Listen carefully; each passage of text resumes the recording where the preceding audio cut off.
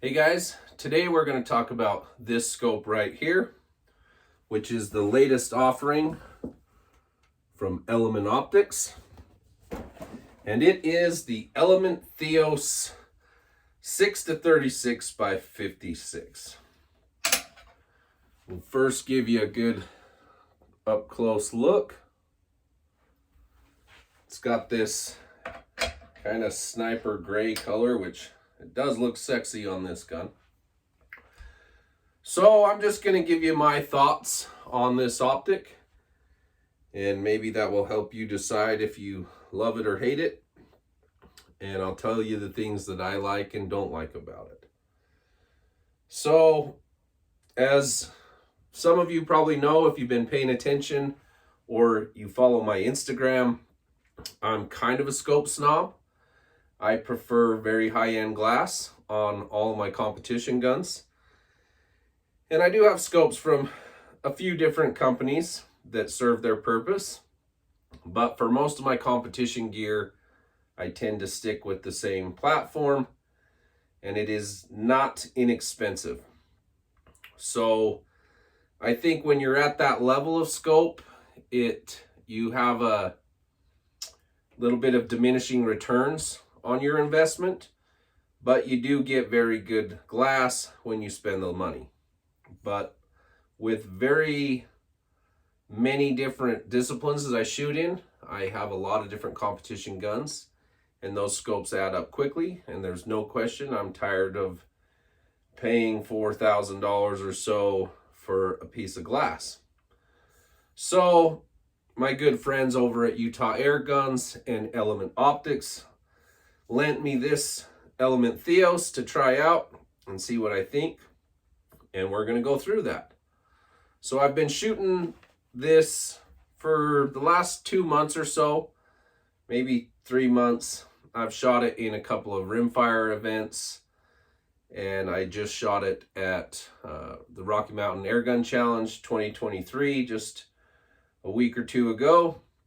It happens to be on my bench gun right now. This is a 30 cal impact, but the primary stuff that I do is precision rifle, PRS, NRL style events.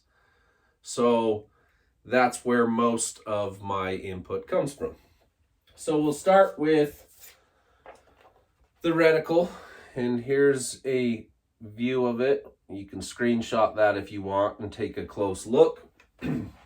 If you are familiar with, say, a Night Force Mil XT reticle, that's what it kind of reminds me of.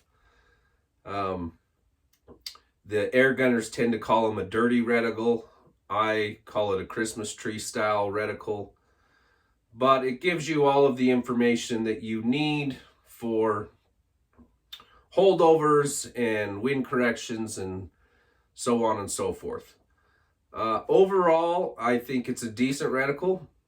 There are a couple of minor changes that I would change to it, but it serves the purpose. And if you're not familiar with any given reticle, say this was your first reticle, it would be just fine.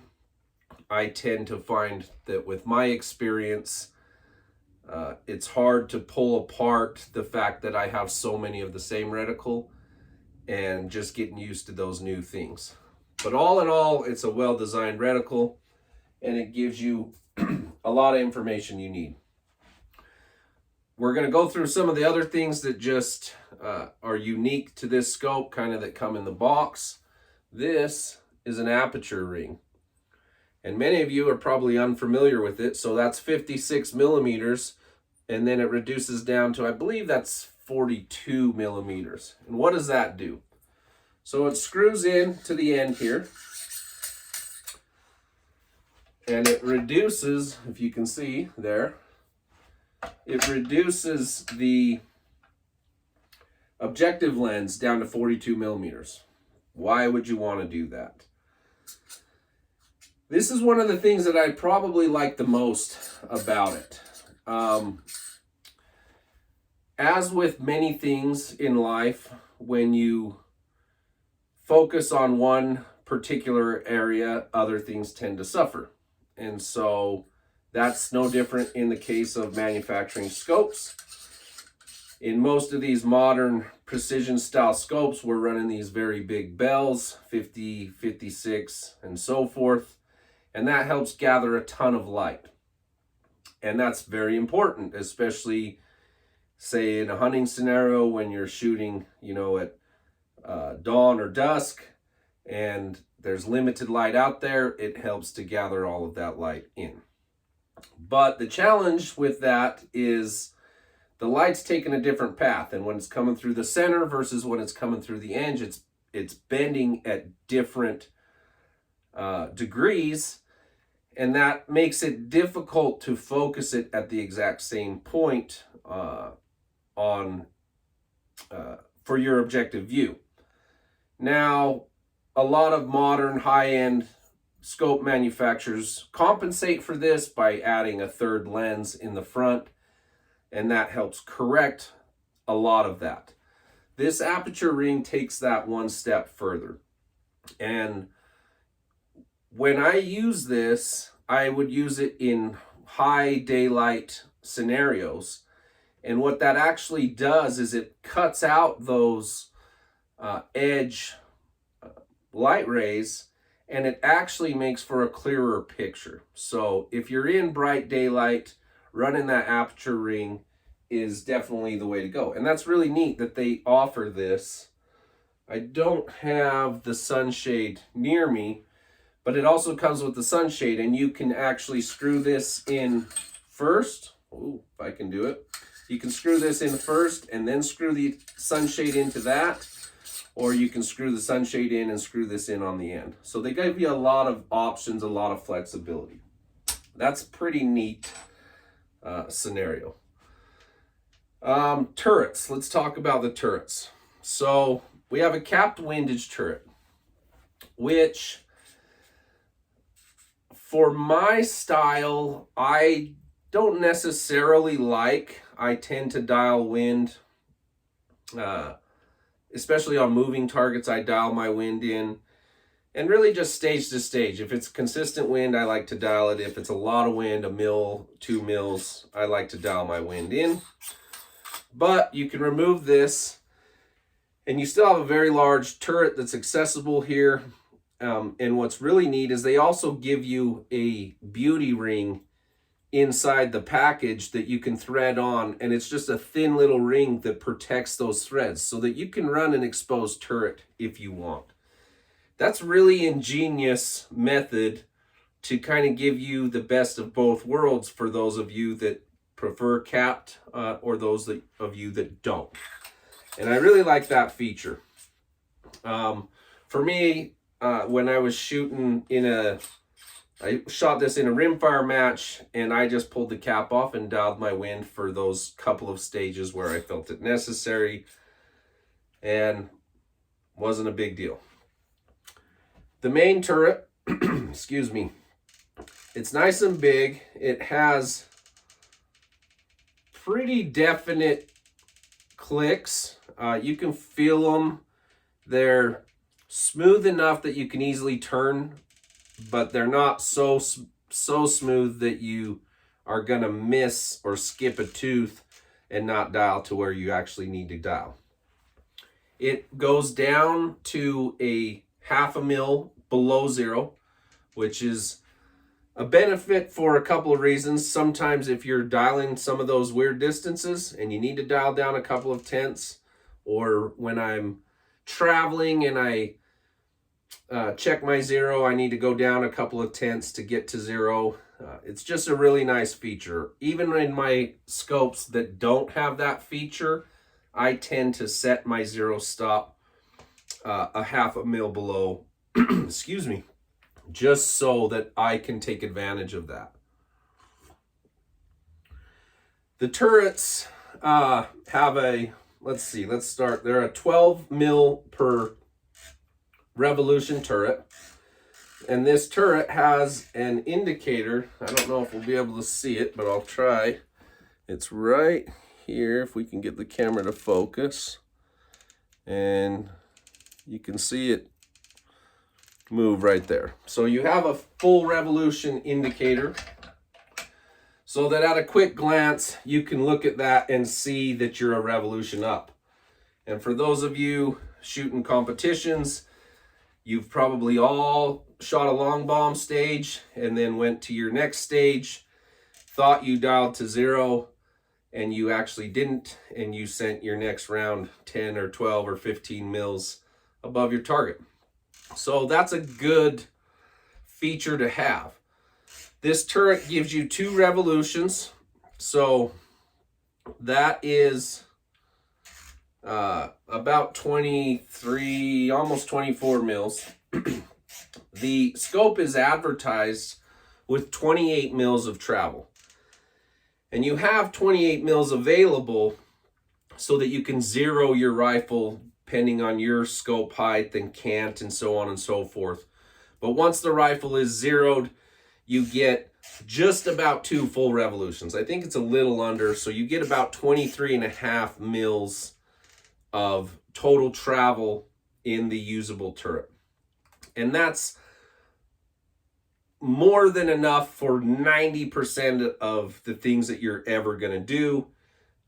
If you're dialing more than 23 mils, you have a terrible ballistics like an air gun, or you're going extremely long range. So for like your center fire, you can shoot out, depending on what cartridge, and you're never going to exceed 10 mils of travel. For the air guns and the rim fires, you might get up near that 18, 20, 25 or so for those really, really long shots. The 0 setting on the turret is probably one of my favorite things about this turret. So it's toolless, and this is ingenious, right? There's just a little knurled cap on the top. You unscrew that cap, you pull the turret off, you set it back to 0. And it does not get any easier than that. This is probably my favorite feature on this scope. I run, again, very high-end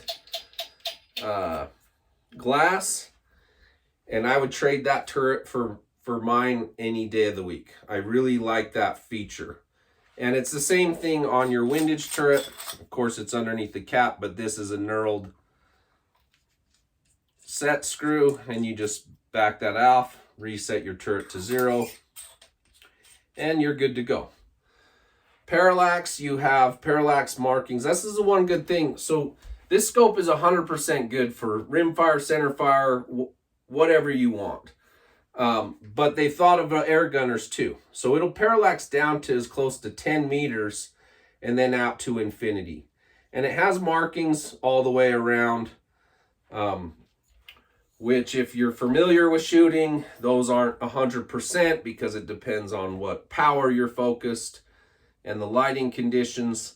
But it's a good indication of where you should start. So for example, when I start a stage and my targets might be whatever, pick a distance, 400 yards, I can set it to 400 and then I drop down behind the scope and I fine tune that. So it really depends on a lot of factors as far as where those numbers actually line up. And even in the most expensive scopes I've ever known or owned, those numbers are never exact because there's too many variables. So it does have those numbers on there, which is a good indication of where to start, and that's a good feature to have. The zoom ring comes with this little threaded throw lever, which I just threw on the floor. But it's just a little threaded throw lever, which gives you a little bit of mechanical advantage. And if you don't want to run that, they also give you a little grub screw that you can put in there to protect those threads if you want to run it without the throw lever. It's stiff enough that you're not going to bump it, but it's relatively easy to move. And that goes pretty much the same case for all of the turrets, especially the free spinning like the parallax and such. You do have an adjustable diopter, so as you get older or what have you and your eyes change, you can adjust that diopter to get the reticle in 100% focus. So what do we like and what do we dislike? Well, when looking at scopes, I think objectively you've got to kind of decide what's important. Glass quality. So this is a top tier Japanese glass. This is Japanese, high-end Japanese glass, and I've owned several others that come from the exact same factory. Night Force ATAC Rs. I don't own one of the new Gen 3 razors, but I had a Gen 2 razor. All came from the same factory. AMG has similar glass. That one's actually American made. So it's not the uppermost tier of glass, but it is as nice a glass as you're getting coming out of those factories. And it's substantially good. So, like I said earlier, I just shot the Rocky Mountain Air Gun Challenge, and I had this on my bench gun, which it's on now. And one of the risks of shooting bench rest is a double shot. And especially at RMAC 2023, we had $20,000 on the line for that competition. So the risk is high of shooting a double shot. And with this scope, there was no question. I didn't even need a spotting scope at my bench. I could take a shot with this, I finished my card, and I could look in and see with utmost clarity every single bullet hole in that paper. So the clarity was there. Now, granted, that's at 100 yards. But the clarity is absolutely there to make out all of my targets. The only real difference that I've seen in compared to some of the ultra top tier stuff, in very, very bad Mirage conditions. I live in Utah, and when I go out and shoot in the desert, that sun just bakes the ground and that air really, really turns to soup pretty quickly. If you're shooting really far and you're on really max power, it got a little bit miragey. But if you back it down, you know, this is a 36 power, you back it down to 30 or 25 even, and that Mirage cleaned up quite a bit. So that was the only real complaint that I had, but that's not a fair comparison when we're, over $1,300 cheaper for this scope. So that's the ultimate conclusion, and only you can decide for yourself. But in this class of scope at this price range, I think they're around $2,700.